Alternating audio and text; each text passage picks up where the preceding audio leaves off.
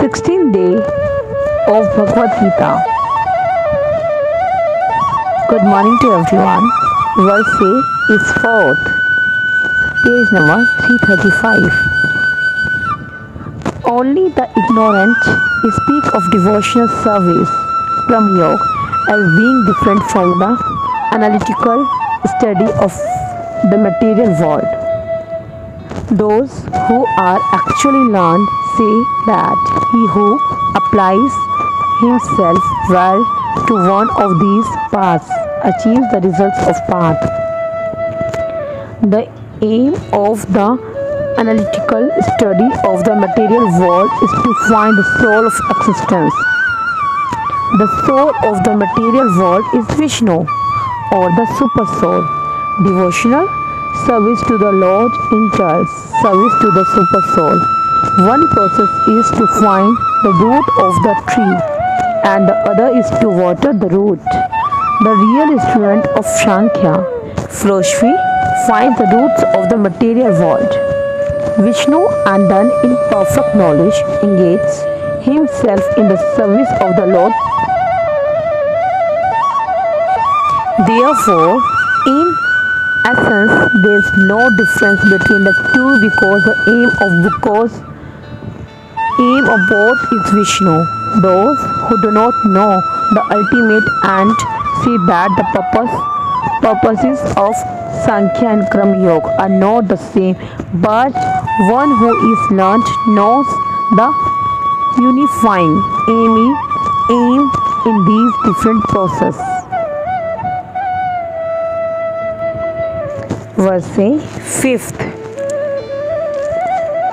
One who knows that the position reached by means of analytical study can also be attained by devotional service, and who therefore sees analytical study and devotional service to be on the same level, sees things as they are. The real purpose of philosophical research is to find the ultimate goal of life, since the ultimate goal of life is self-realization. There is no difference between the conclusions reached by the two processes by Sankhya. Philosophical research 1 comes to the conclusion that a living entity is not a part and parcel of the material world but of the Supreme Spirit whole. Consequently, the spirit soul has nothing to do with the material world. His action must be in some relation with the Supreme. When he acts in Krishna consciousness, he is actually in his constitutional position. In the first process, Sankhya, one has to become detached from matter, and in the devotional yoga process, one has to attach himself to the work of Krishna consciousness. Factually, both processes are the same, although superphysically, one process appears to involve detachment and the other process appears to involve attachment. Detachment from matter and attachment to Krishna are one and the same. One who can see this sees things as they are. Verse is 6th. Merely renouncing all activities yet not engaging in the devotional service, the Lord cannot make one happy, but a thoughtful person engaged in devotional service can achieve the Supreme without delay. There are two classes of sannyasis or persons in the renounced order of life. The Mayavadi sannyasis are engaged in the study of Sankhya philosophy, whereas the Vaishnava sannyasis are engaged in the study of Bhagavatam philosophy, which affords the proper commentary on the Vedanta Sutra. The Mayavadi Sannyasis also study the Vedanta Sutras but use their own commentary called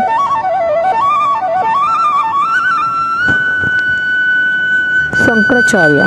The students of the Bhagavad school are engaged in the devotional service of the Lord. According to Panchkriti regulations, and therefore the Vaishnav sannyasis have multiple engagements in the transcendental service of the Lord. The Vaishnav sannyasis have nothing to do with material activities and yet they perform various activities in their devotional service to the Lord, but the Mayavadi sannyasis engaged in the studies of Sankhya and Vedanta and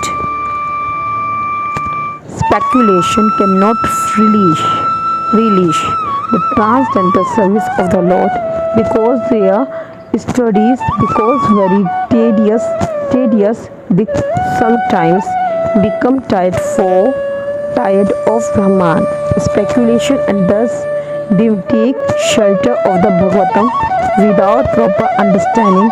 Consequently, their study of the Srimad Bhagavatam becomes troublesome.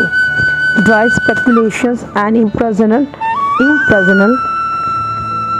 interpretations by artificial means are all useless for the Mayavadi sannyasis.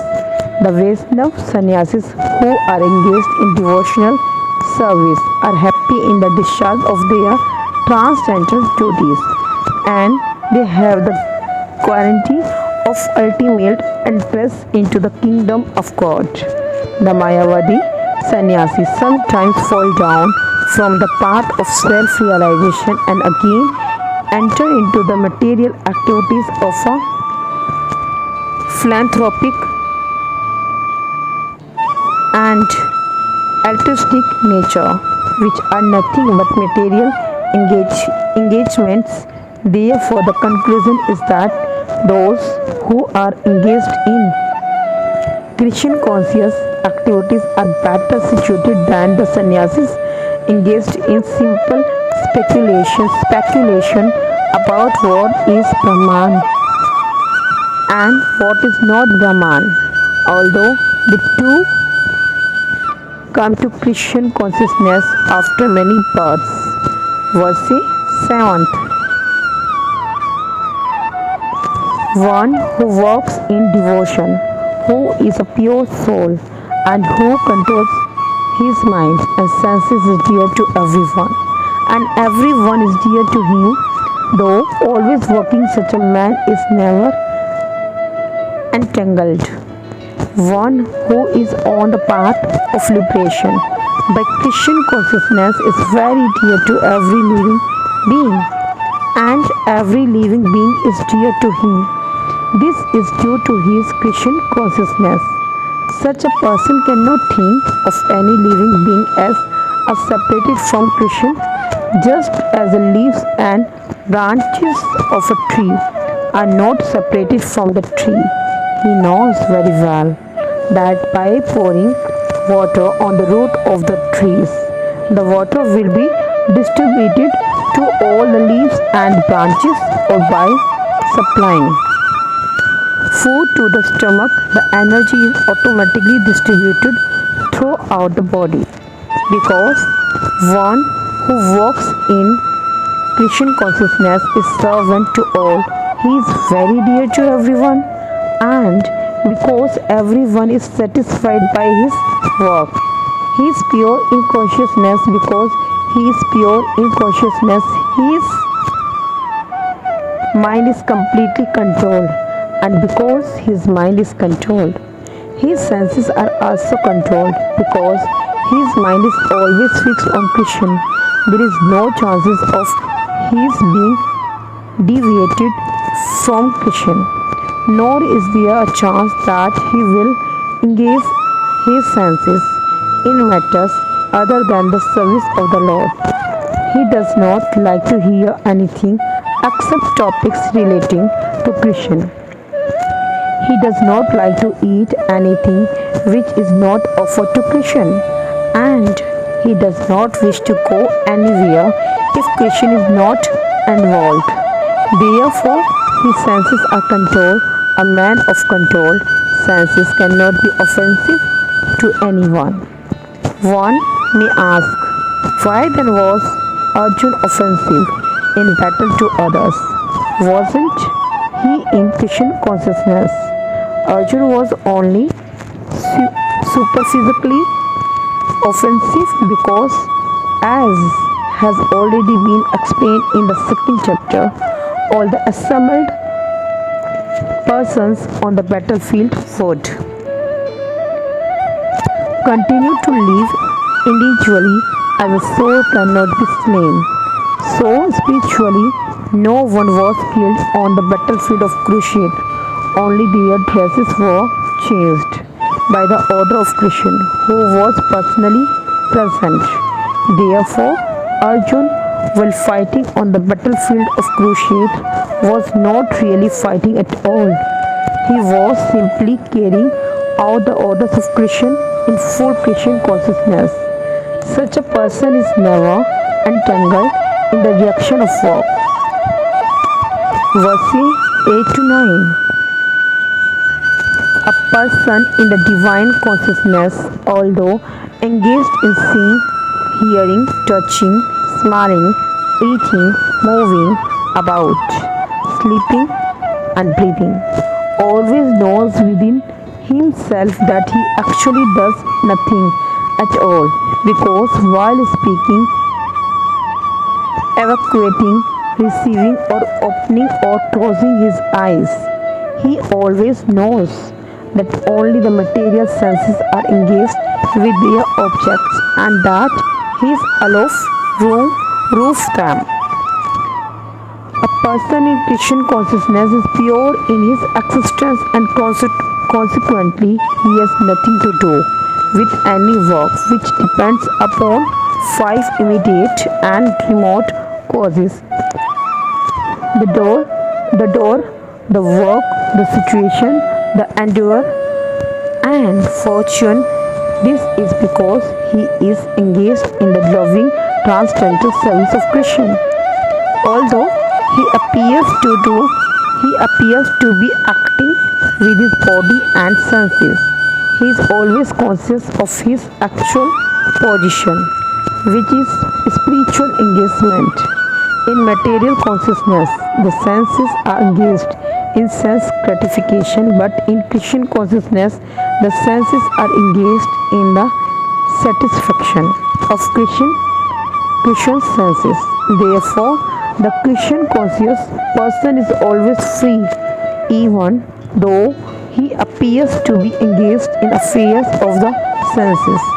Activities such as seeing and hearing are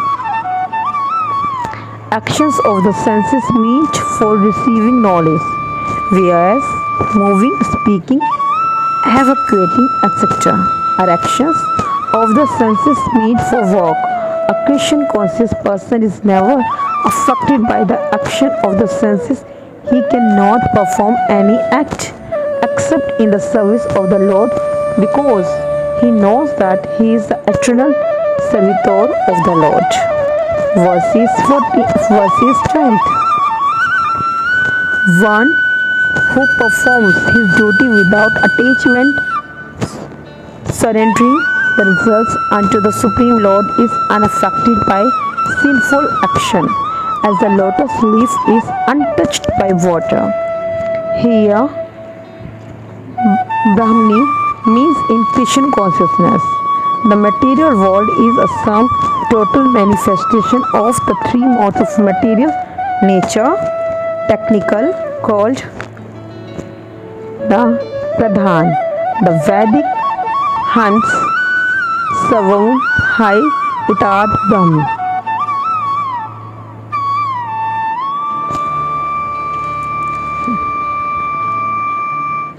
Mahat Brahma indicates that everything in the material world is a manifestation of Brahman, and although the effects are differently manifested, they are not different from the cause. In the Upanishad, It is said that everything is related to the Supreme Brahman or Krishna and thus everything belongs to him only. One who knows perfectly well that everything belongs to Krishna, that he is the proprietor of everything and that therefore everything is engaged in the service of the Lord naturally has nothing to do with the results of his activities, whether virtuous or sinful, even one's material body being a gift of the Lord. For carrying out a particular type of action can be engaged in Christian consciousness, it is then beyond contamination by sinful reaction exactly as the lotus leaf, though remaining in the water, is not wet. The Lord also says in the Gita, "Resign all works unto me, Krishna." The conclusion is that a person without Krishna consciousness acts according to the concept of the material body and senses, but a person in Krishna consciousness acts according to the knowledge that the body is the property of Krishna and should therefore be engaged in the service of Krishna. Verses 11th.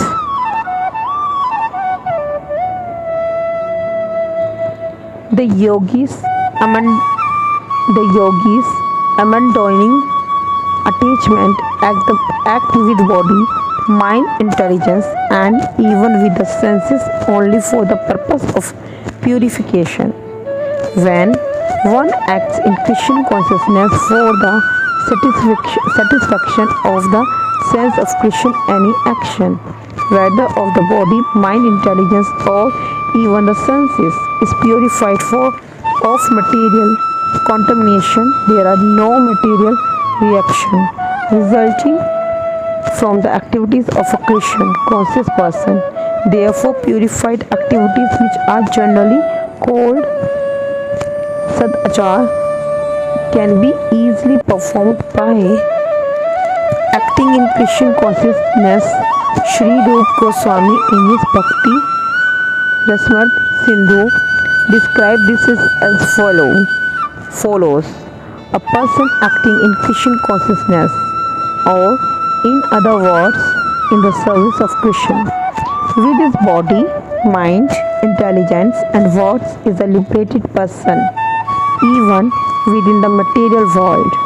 Although he may be engaged in many so-called material activities, he has no false ego, for he does not believe that he is this material body, or that he possesses the body. He knows that he is not this body, and that this body does not belong to him.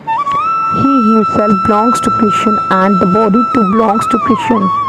When he applies everything produced of the body, mind, intelligence, words, life, wealth, etc., whatever he may have within his possessions, to Krishna's service, he is at once dovetailed with Krishna. He is one with Krishna and is devoid of the false ego that leads one to believe that he is the body, etc. This is the perfect state of Krishna consciousness. Verse 12th. The strictly devoted soul attains unadulterated peace because he offers the result of all activities of me, whereas a person who is not in union with the divine, who is greedy for the fruits of his labor, becomes entangled. The difference between a person in Krishna consciousness and a person in bodily consciousness is that the former is attached to Krishna, whereas the latter is attached to the results of his activities. The person who is attached to Krishna and works for him only is certainly a liberated person. and he has no anxiety over the results of his work in the Bhagavatam. The cause of anxiety over the results of an activity is explained as being one's functioning in the conception of duality, that is, without knowledge of the absolute truth. Krishna is the supreme absolute truth, the personality of Godhead. In Krishna consciousness, there is no duality. All that exists in a product of Krishna energy, and Krishna is all good. Therefore, activities in Krishna consciousness are on the absolute plane. They are transcendental and have no material effect. One is therefore filled with peace in Krishna consciousness, but one who is entangled in profit, calculation for sense gratification, cannot have the peace. This is the secret of Krishna consciousness. Realization that there is no existence beside Krishna is the platform of peace and fearlessness. Verses 13th.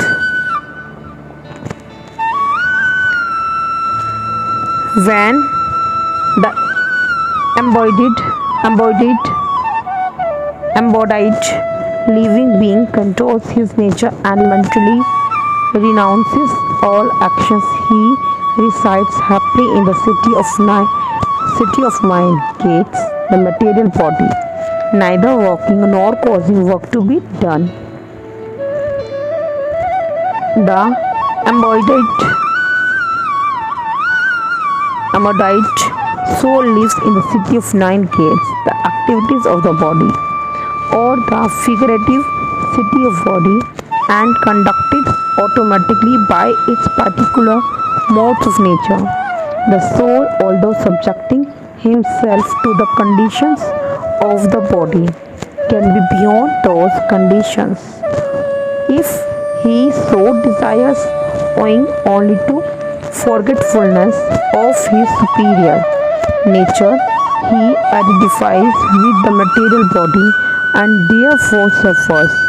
By Krishna consciousness, he can revive his real position and thus come out of his embodiment. Therefore, when one takes to Krishna consciousness, one to one becomes completely aloof from bodily activities in such a controlled life, in which his deliberations are changed. He lives happily within the city of nine gates. The nine gates are mentioned as follows. The Supreme Personality of Godhead, who is living within the body of a living entity, is the controller of all living entities all over the universe.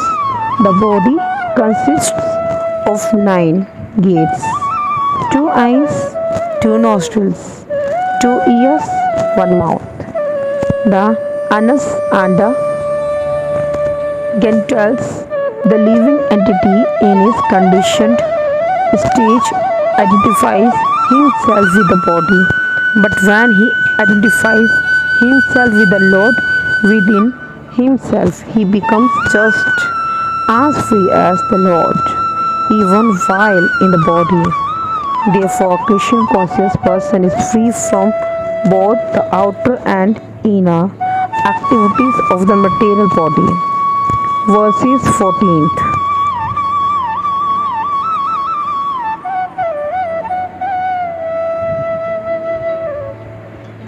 The embodied spirit master of the city of his body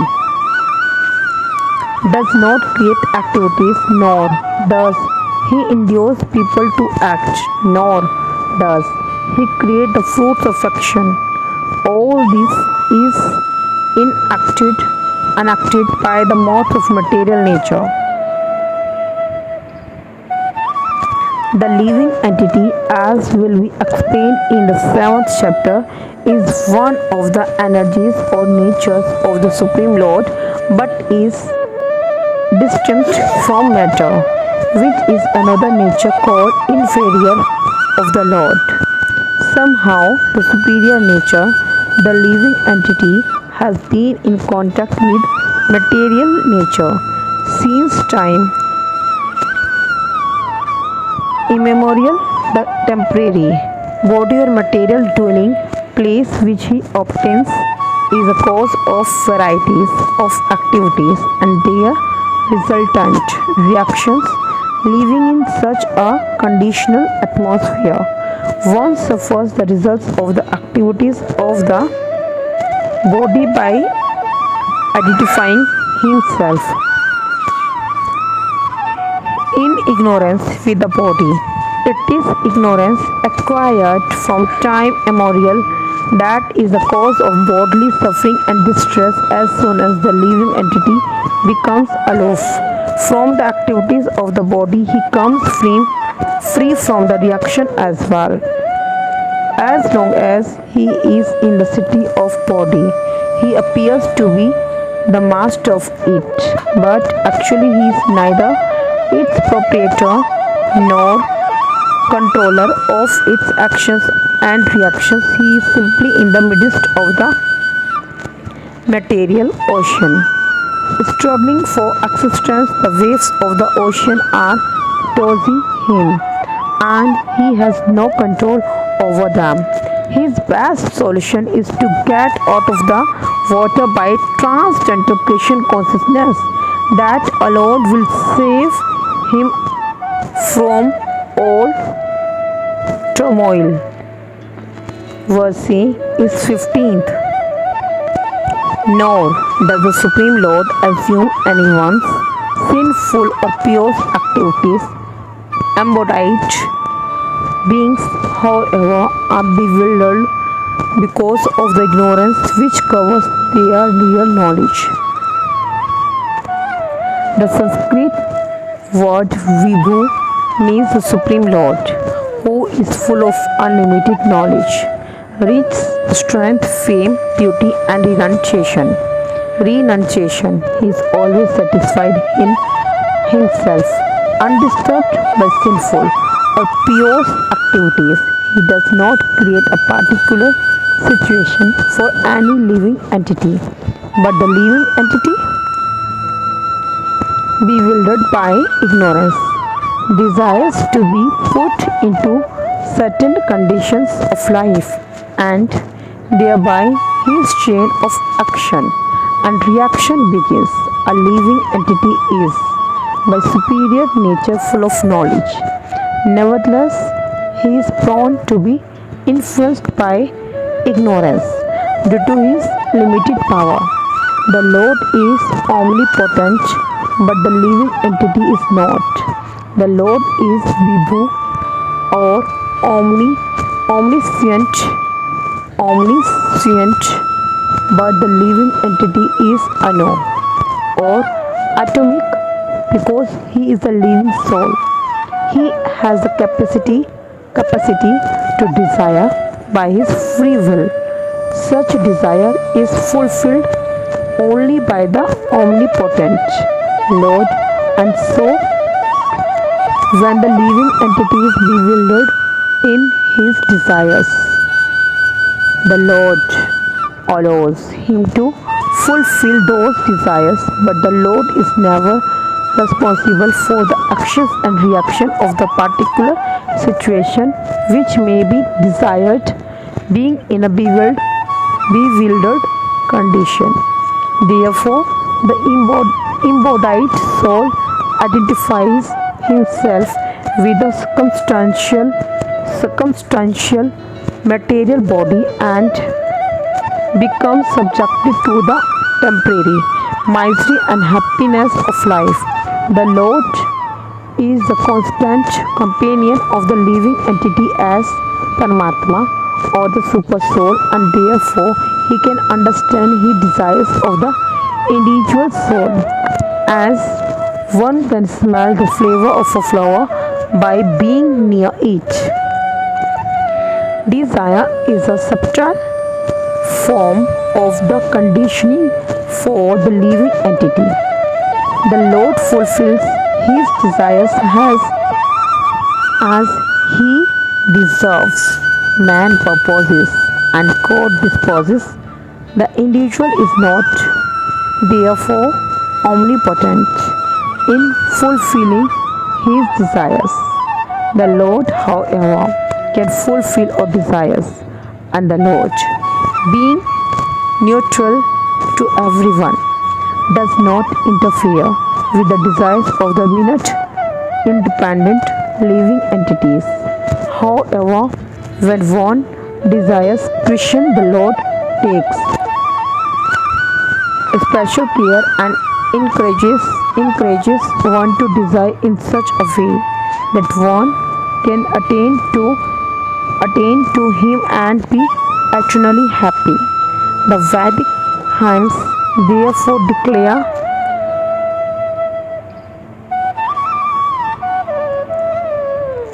the Lord engages the living entity in pious activities so that he may be elevated. The Lord engages in pious activities so that he may go to hell. The living entity is completely dependent in his distress and happiness. By the will of the Supreme, he can go to heaven or hell. As a coach is driven by the air. Therefore, the embodied soul, by his immemorial desire to avoid Christian consciousness, causes his own bewilderment. Consequently, although he is constitutionally eternal, blissful and cognizant due to the life littleness of his existence, he forgets his constitutional position of service to the Lord and is thus entrapped by nescience and under the spell of ignorance. The living entity claims that the Lord is responsible for his conditional existence. The Vedanta Sutra also confirms this. The Lord neither hates nor likes anyone though he appears to. Verse is 16th. When, however, one is enlightened with the knowledge by which nescience is destroyed, then his knowledge reveals everything as the sun lights up everything in the daytime. Those who have forgotten Krishna must certainly be bewildered, but those who are in Krishna consciousness are not bewildered at all. It is stated in the Bhagavad Gita. Savam. Knowledge is always highly esteemed. And what is that? Perfect knowledge is achieved when one surrenders unto Krishna, as is said in the 7th chapter, 19th verse. Say, after passing through many births, when one perfect his knowledge surrenders unto Krishna, or when one attains Krishna consciousness, then everything is revealed to him, as everything is revealed by the sun in the daytime. The living entity is bewildered in so many ways. For instance, when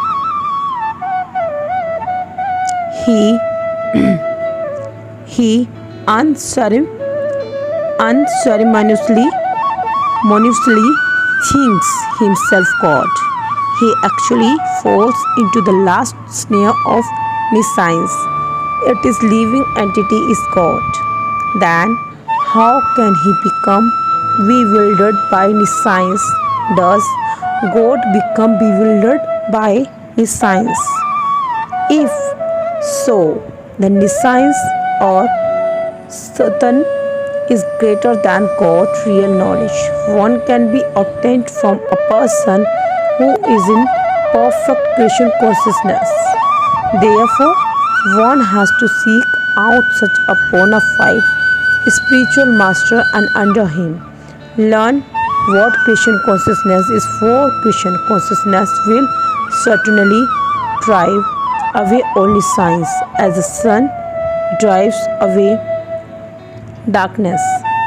Even though a person may be in full knowledge that he is not this body but is transcendental to the body, he still may not be able to discriminate between the soul and the supersoul.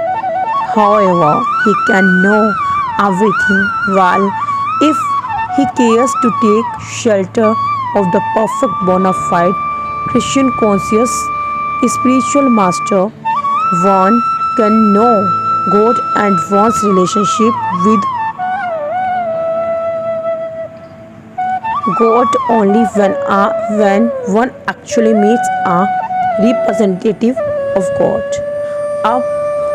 A representative of God never claims that he is God, although he is paid all the respect ordinarily paid to God because he has knowledge of God.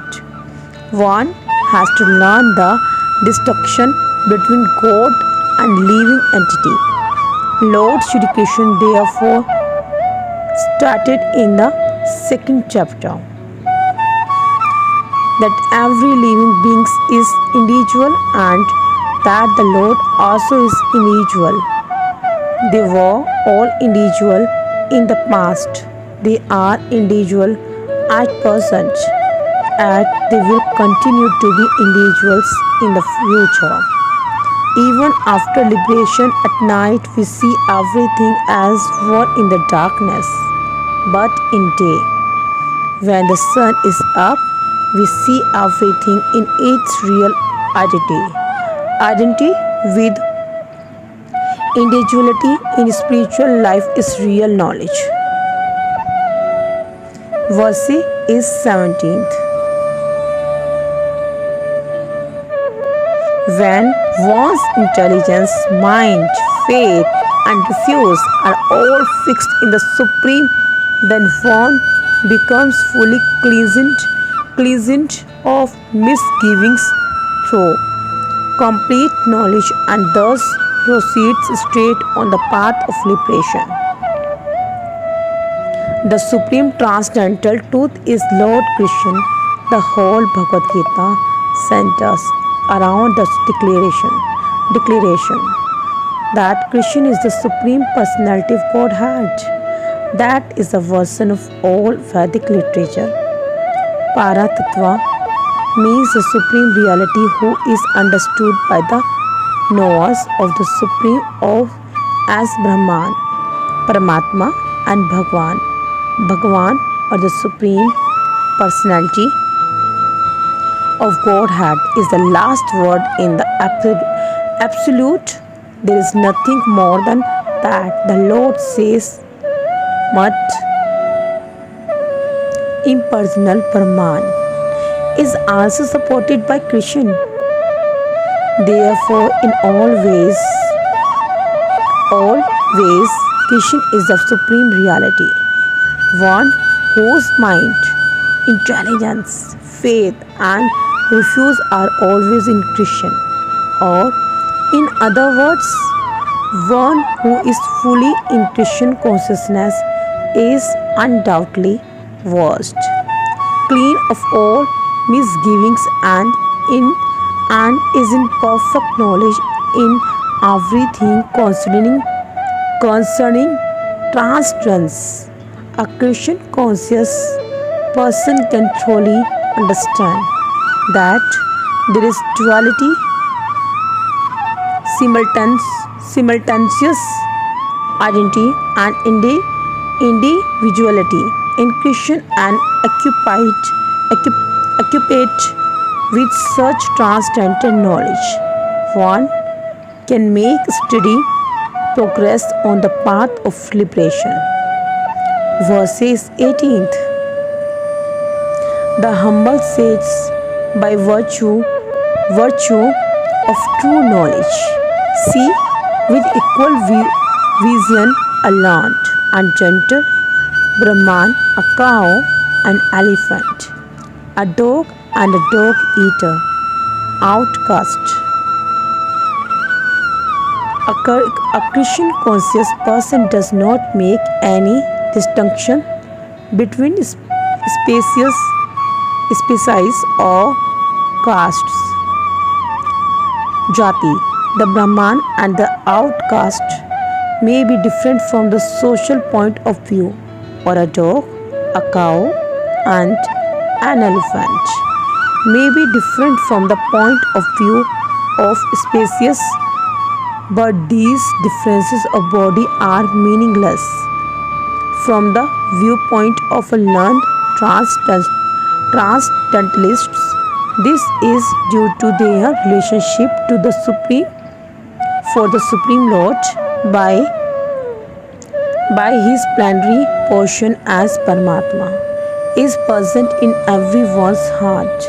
Such an understanding of the Supreme is real knowledge.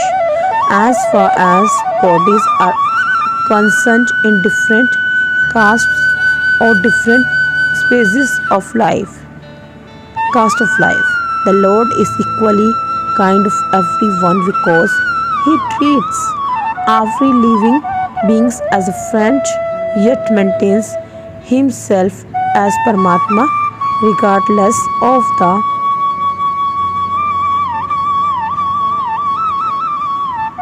circumstances of the living entities.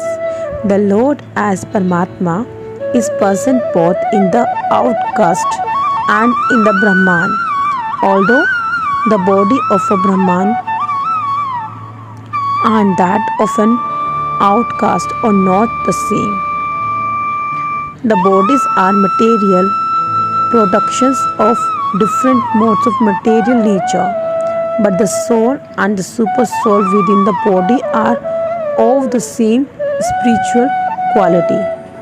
The similarity is 19th. Those whose minds are established in sameness and equanimity have already conquered the conditions of birth and death. They are flawless like Brahman, and thus they are already situated in Brahman.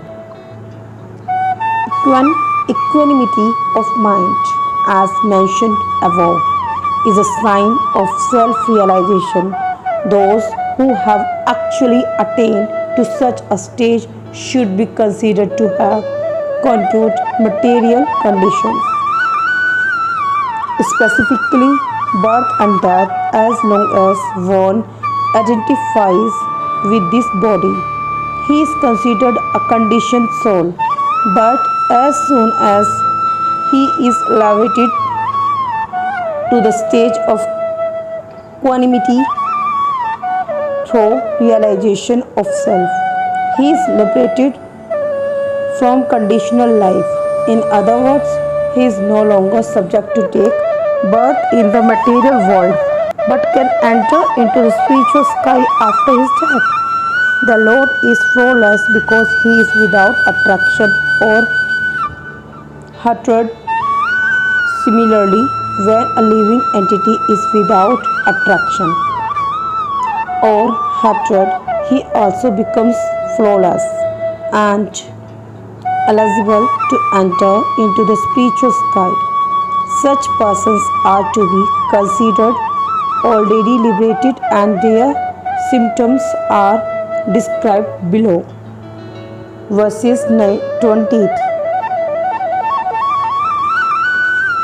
A person who neither rejoices upon achieving something pleasant nor laments upon obtaining something unpleasant, who is self-intelligent, who is unbewildered, and who knows the science of God, is already situated in trance. The symptoms of the self-realized person are given herein. The first symptom is that he is not illusioned by the false identification of the body with his true self. He knows perfectly well that he is not this body but is a fragmental portion of the Supreme Personality of Godhead. He is therefore not joyful in achieving something, nor does he lament in losing anything which is related to his body. This steadiness of mind is called Sathira Buddhi or self-intelligence.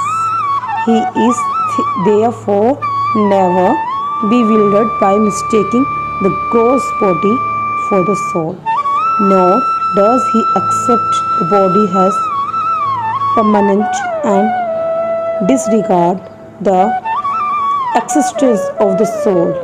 The knowledge elevates him to the stating of knowing the complete science of the absolute truth, namely Brahman, Paramatma, and Bhagavan.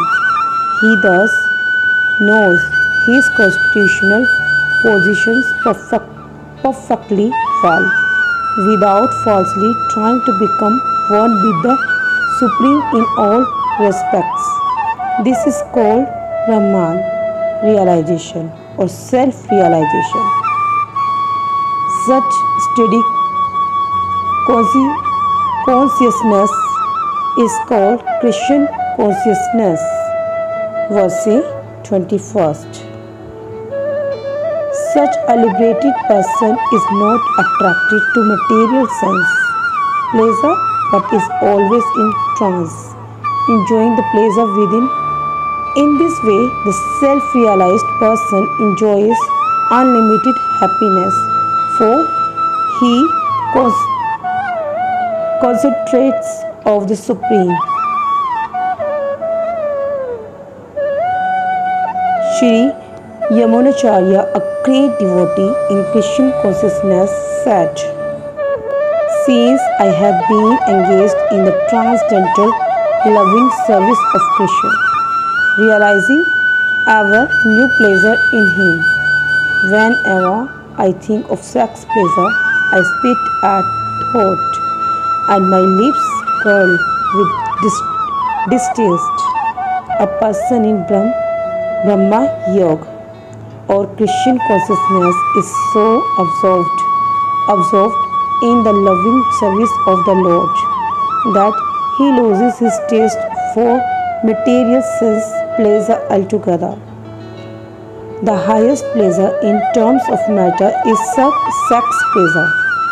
The whole world is moving under its spell, and a materialist cannot work at all without this motivation.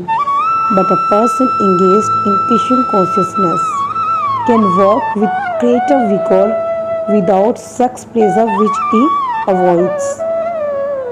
That is a taste in spiritual realization. Spiritual realization and sex pleasure go ill together. A Christian conscious present person is not attracted to any kind of sense pleasure due to his being a liberated soul. Verse is 22nd. An intelligent person does not take part in the source of misery, which are due to contact with the material senses. O son of Kunti, such pleasures have a beginning and an end, and so the wise man does not delight in them. Material sense pleasures are due to the contact of the material senses, which are all temporary because the body itself is temporary. A liberated soul is not interested in anything which is temporary, knowing well the joys of transcendental pleasures. How can a liberated soul agree to enjoy false pleasure? In the Padma Puran it is said, the mystics derive unlimited transcendental pleasures from the absolute truth and Therefore, the supreme absolute truth, the personality of Godhead, is also known as Ram. In the Srimad Bhagavatam also it is said, "My dear sons, there is no reason to labor very hard, for sense pleasure well in this human form of life. Such pleasures are available to the stool eaters, hogs. Rather, you should undergo penances in this life by which your existence will be purified, and as a result you will be able to enjoy unlimited transcendental bliss. Therefore, those who are true yogis or learned transcendentalists are not attracted by sense pleasures, which are the cause of continuous material existence. The more one is addicted to material pleasures, the more he is entrapped by material miseries. 23rd verse. Before giving up this present body, if one is able to tolerate the urges of the material senses and check the force of desire and anger, he is well situated and is happy in this world. If one wants to make steady progress on the path of self-realization, he must try to control the forces of the material senses. There are the forces of talk, forces of anger, forces of mind, forces of the stomach, forces of the genitals, and forces of the tongue. One who is able to control the forces of all these different senses and the mind is called Goswami or Swami. Such Goswamis live strictly controlled lives and forego altogether the forces of the senses, material desires. When unsated, generate anger, and thus the mind, eyes, and chest become agitated. Therefore, one must practice to control them before one gives up this material body. One who can do this is understood to be self-realized and is thus happy in the stated of self-realization. It is the duty of transcendentalists to try strenuously to control desire and anger. 24th verse.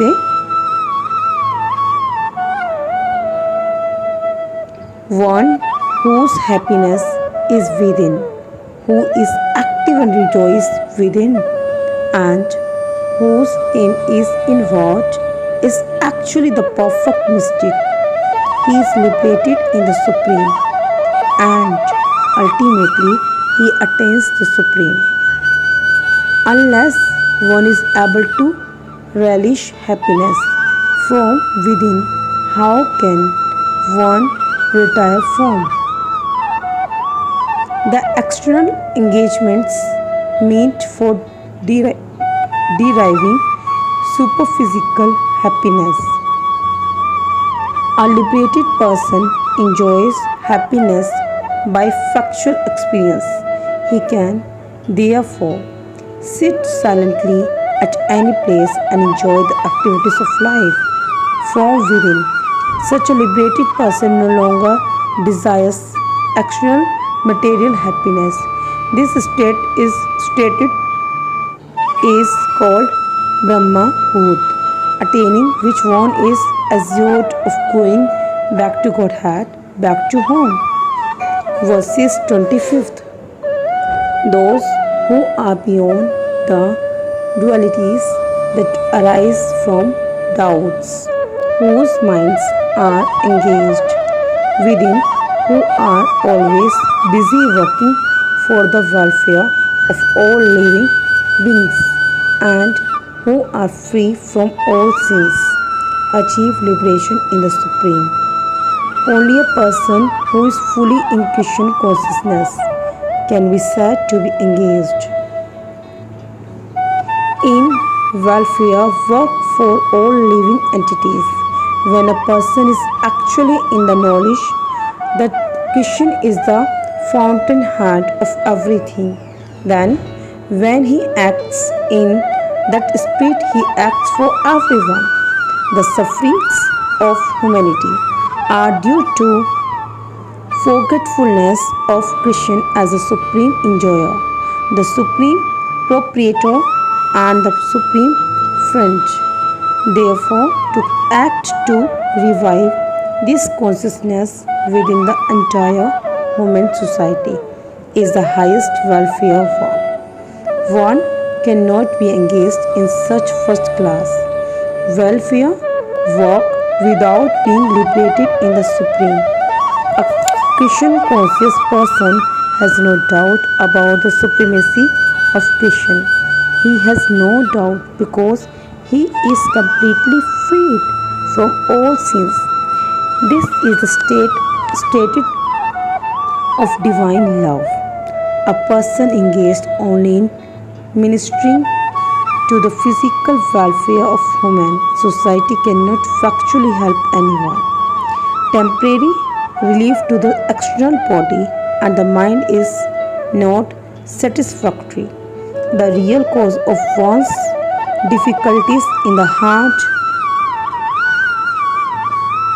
struggle for life may be found in one's forgetfulness of his relationship with the Supreme Lord.